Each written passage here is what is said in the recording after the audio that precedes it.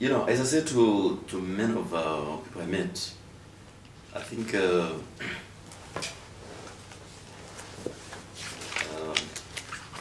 North Africa is always confronted by three problems,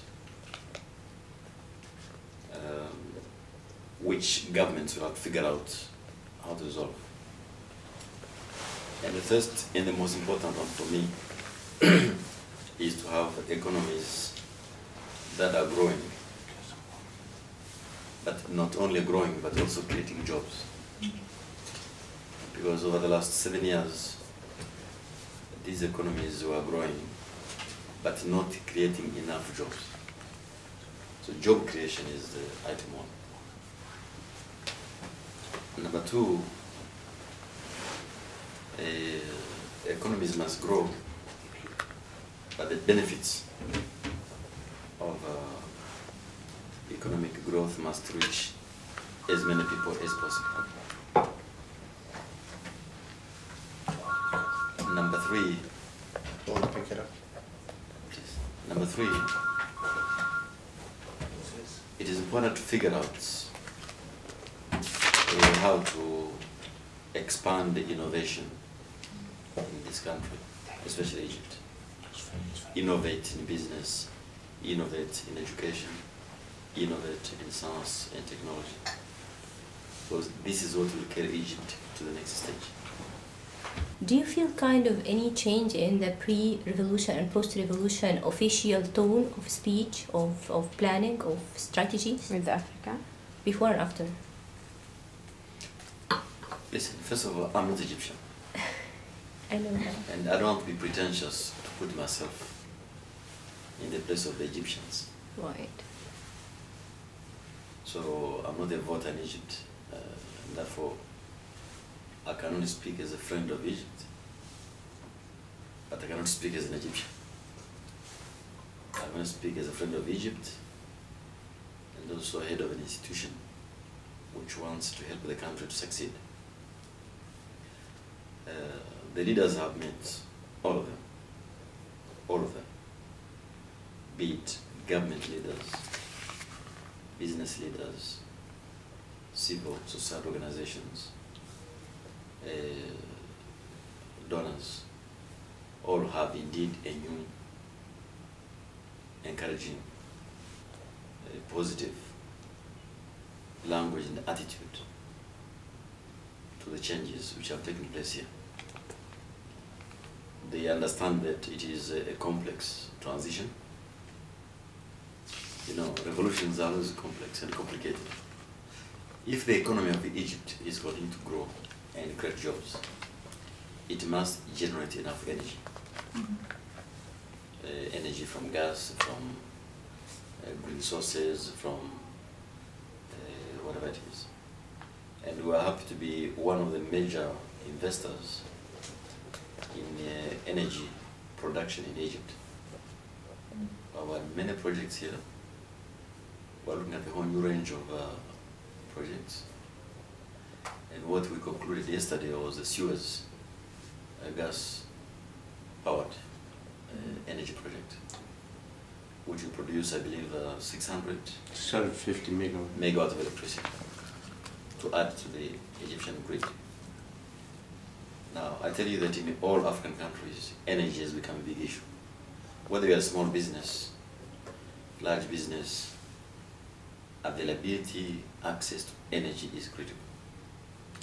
And so yesterday our first operation was this energy support, which is very important for wealth creation. The difference will be in terms of how best to respond to the demands of the people of Egypt who brought about this change. The people who are in Tahrir Square are looking for a change in their economic conditions, getting jobs, reducing inequalities. So we are at one with our government that the resources we now make available enable the government to provide the responses which the young people in the streets were looking for. You know, which means less inequalities, more job creation, greater voice and accountability, and of course, greater wealth creation which reaches many people. But we are one of the many actors. And of course, the Egyptian government itself is the biggest source of funding in the country. Money coming from outside is a very small proportion of the total resources available to Egypt.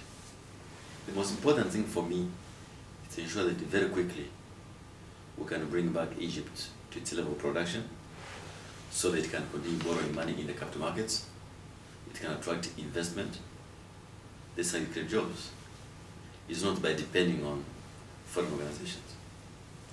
That's a good question. You see, the problems are the same in North Africa. You can almost mirror them.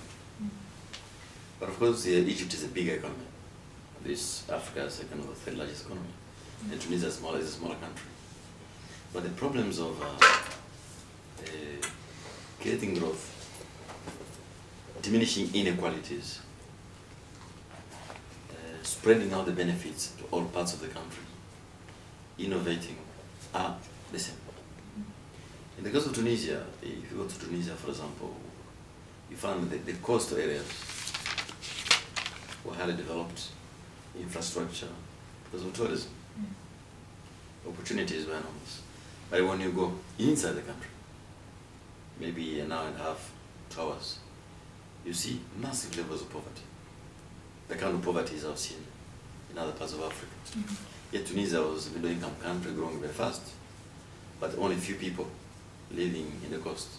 Tunis, monasteries, Sfax, they were seeing the benefits. But in places like Kasserine, like Kef and Gafs and all this, living conditions are very low. Now the new government is very, very determined to take the benefits to the hinterland. And we have provided support for Tunisian government to provide resources to the provinces, to all governorates, so that money can go closer to the people. Let me give one case. There was a case of Guinea, Guinea-Conakry, where the military government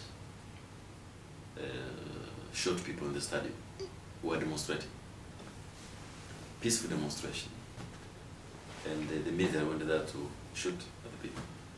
And we cut off contact with the government. Completely. Until it was removed from power. So there are extreme cases where if there is massive abuses of human rights, if there are massive cases of corruption, if we are not sure that our money will be used properly, we find it very difficult to operate in those governments.